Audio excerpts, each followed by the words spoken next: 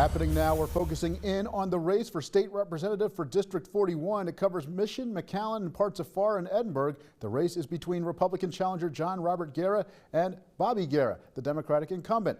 Both candidates have similar names, as you've picked up on, and although in past races John Robert was able to use his nickname Doc to avoid confusion, he was not allowed to this time. Our Jorge Bella found out why. John Robert Guerra used the nickname Doc on the ballot for District 41 during the 2020 and 2022 elections. This November, the Texas Secretary of State's office isn't allowing him to use his nickname. John Robert Guerra says he was told about the change last week and he was caught off guard. As a candidate, it hits me right in the knees. It knocks me down because so many people know me as Doc and have seen me on the ballots before, with Doc being there. And so they just anticipate that.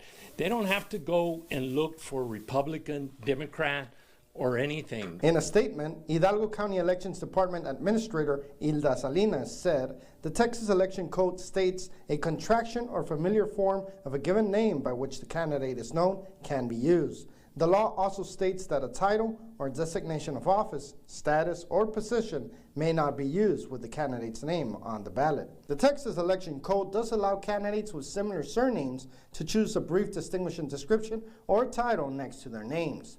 However, the code also prohibits the use of a title or designation of office, status, or position on a candidate's name.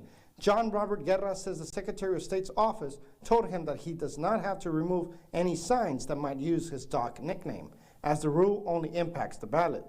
John Robert Guerra says he might seek legal action about the change after his election cycle. But his political opponent and incumbent District 41 State Rep Bobby Guerra says he doesn't worry too much about the issue and does not believe any voters will be confused at the polls. On my first election, I was concerned about that. But after that election, I realized, look, people know the difference. A lot of the voters know who I am. Like I say, I've been here for a long time, and so with all due respect to him, I think people know the difference between us. Bobby Guerra has been in office since 2012 and re-elected 7 times. Reporting for NBC 23, from McAllen, I'm Jorge Vela.